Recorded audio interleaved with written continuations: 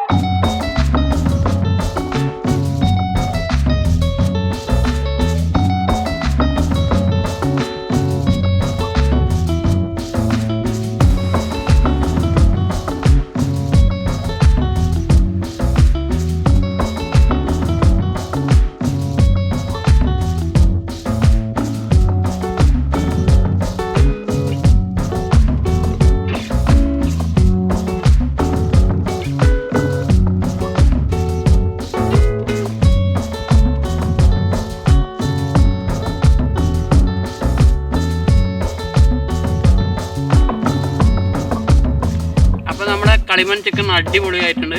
നമ്മൾ കുബൂസും പൊറോട്ടയും അതുപോലെ മയോനൈസും പിന്നെ നമ്മളെ പെപ്സിയും കൂട്ടിയിട്ട് നമ്മൾ അടിക്കാൻ പോലെ നല്ല അടിപൊളിയായിട്ടുണ്ട്. നല്ല വേവ് നല്ല പാകത്തിനായിട്ടുണ്ട്. അപ്പോൾ അടുത്ത വീഡിയോയിൽ ഇനി വീണ്ടും കാണാം.